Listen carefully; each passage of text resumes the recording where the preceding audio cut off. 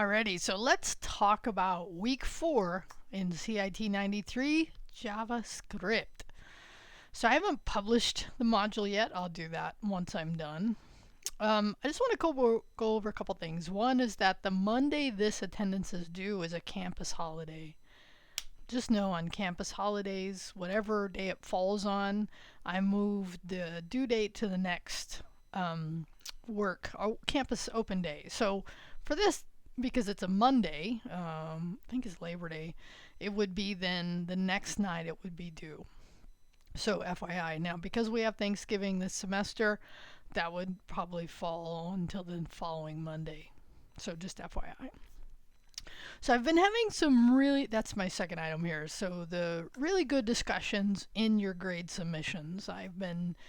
And so what happens is as I go through and do your grading, which is every day, right? But of course there's more to grade on the morning things are due.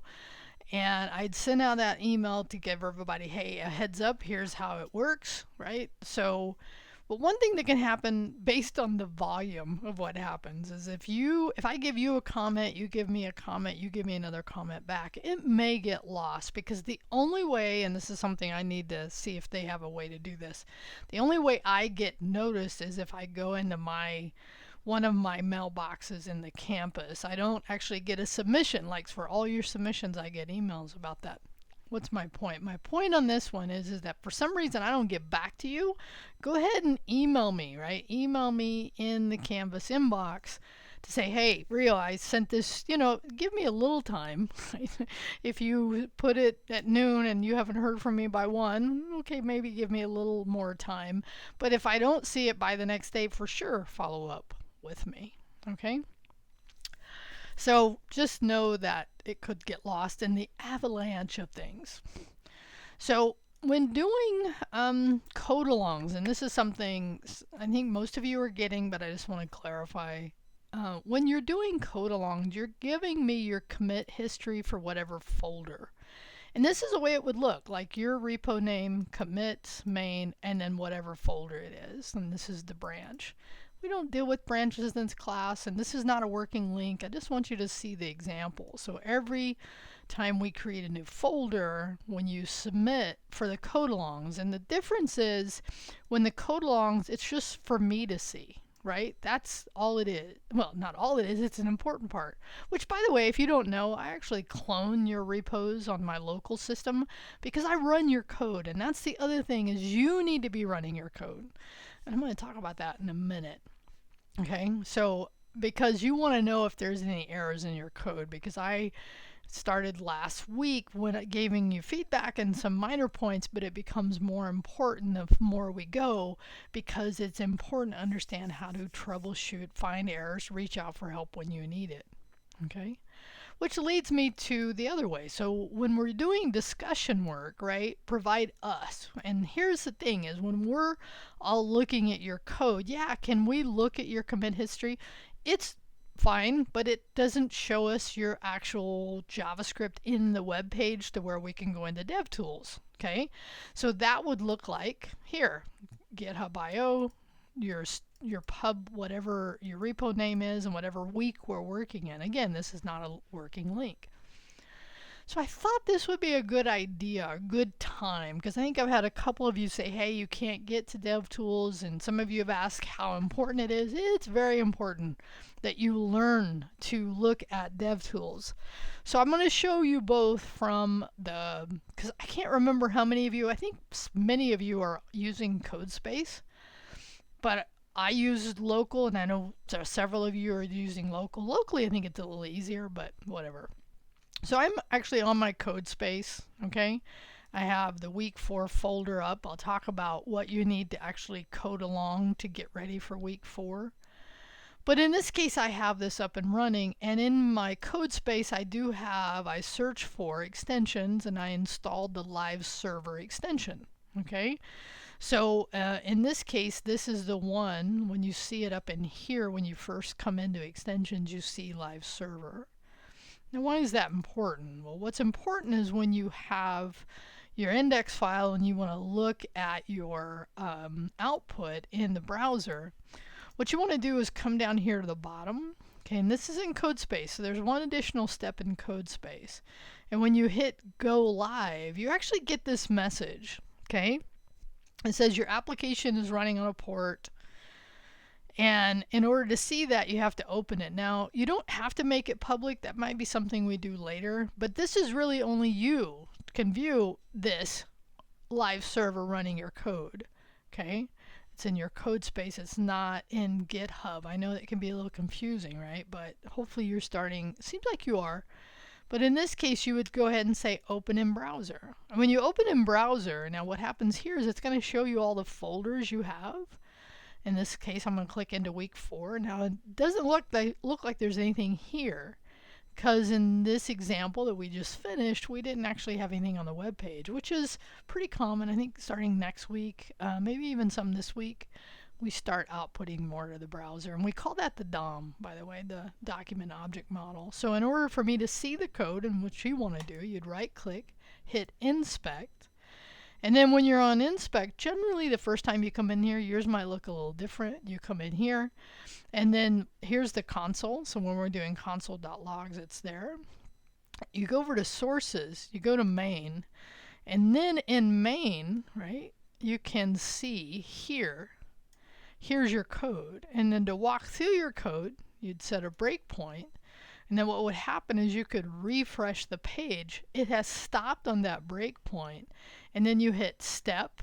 And so now what this is doing is showing you your code actually evaluating and running. So the browser has a built-in JavaScript engine, and what it's doing is it's interpreting your code, and what I've done is set a breakpoint, I've hit step, and now it's stepping through.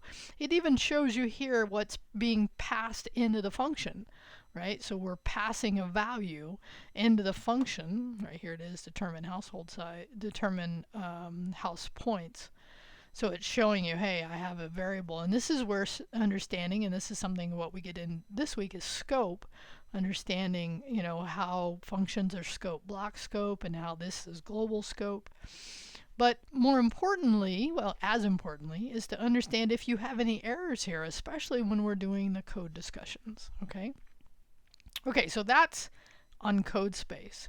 So now what'll look very familiar to that is here is, I'm actually on my local dev environment. I have a similar thing open. Here I can still go live. I don't have to do that additional step, but I do have to go inspect, right? And in here go sources, go main, right? In here, set a breakpoint and refresh. Notice this is 127, so this is again a little different, but similar, that it's only me that can see this URL, and that's why it's important to understand, right, how to submit the correct URL and for how you to look at it so that you can see if there's any errors on your console.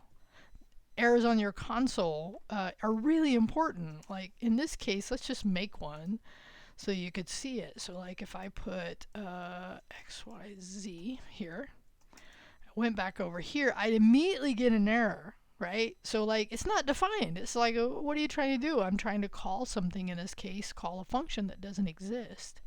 And look at this, it even shows you right in the code where it's at, and it gives you these little squiggly lines. So understanding how to look at errors, how to walk through your code is a really important part of this class, and something that helps you write better code.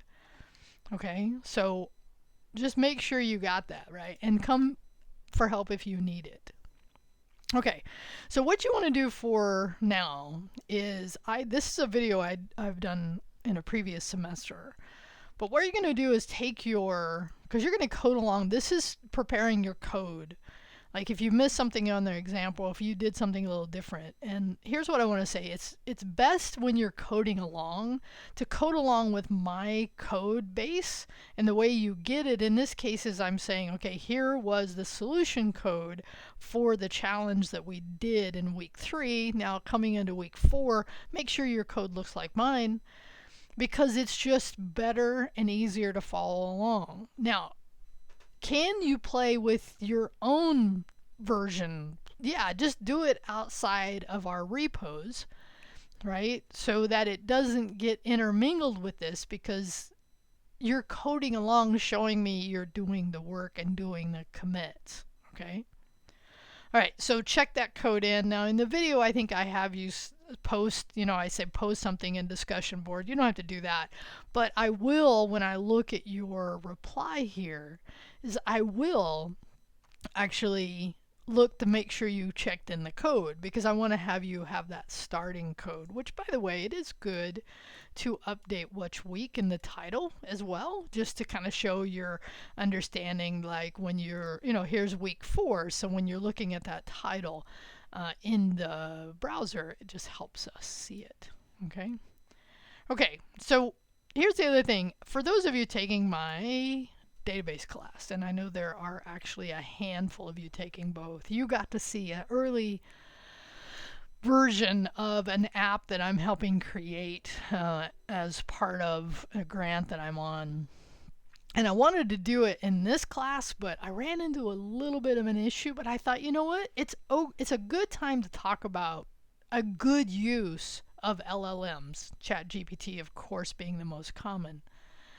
And so I thought what I would do, because this is what my app actually ultimately would do, but what I realized today is the app we wrote doesn't allow you to easily write code in it. So I'm like, oh, bummer.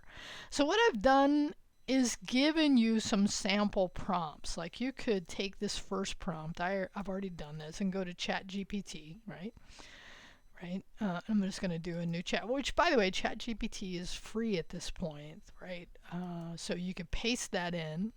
So here I'm taking a course to learn how to write JavaScript code. Give me a code challenge for the correct way to write variables and use template strings.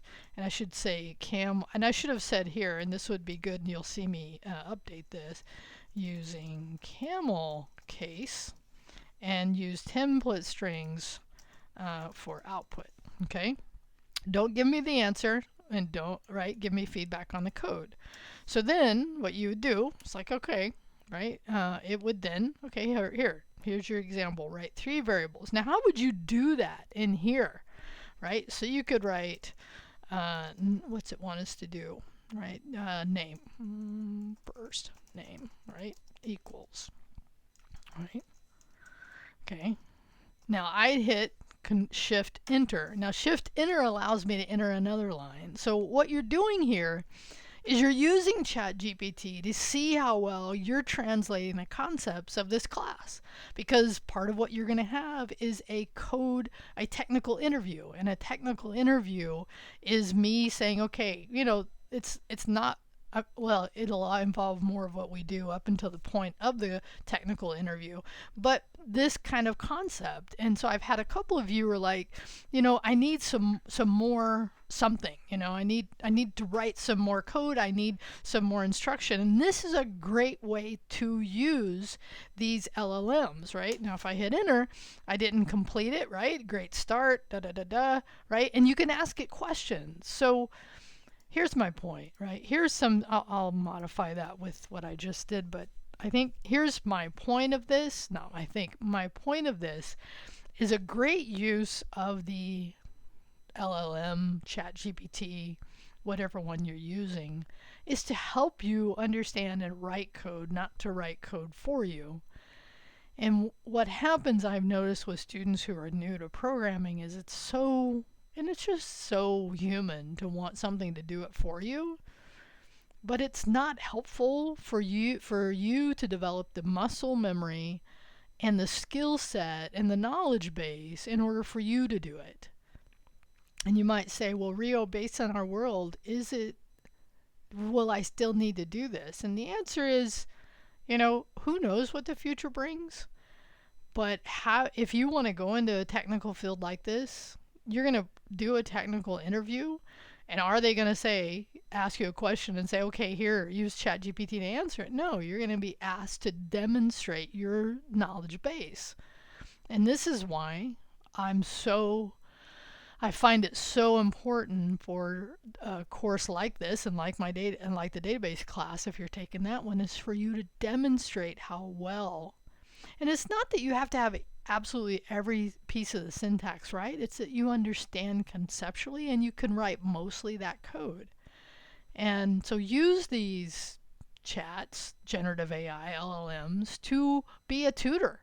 If you can't get into the tutor, which by the way, our tutor is great and he's awesome and he's in on campus and in Zoom Tuesday, Wednesday, Thursday, 3 days a week until 7 o'clock, I think, until sometime in the afternoon until 7 p.m. And you can reach out to him on Zoom. So he's clearly available when I'm not on my normal schedule. But come see me as well. I love to work with students and code. So I'd say check these out. So in your reply, here's what I want to know. Right? What do you think of the idea of what I've given you here? Right? Or anything else we've covered, any questions about this stuff, any clarification for that. But really what I want to hear, if you don't have anything else, is like, did you try this and how did it go? And you can even paste some of your results in here to show other students. Like, that's a good use. And that's the app I've actually helped create. That again, you will see it in this class soon. As soon as I work on how to actually allow you to do what should be straightforward and we just didn't plan for yet. Okay, enough from me. Welcome to week 4 in JavaScript. Have a great week.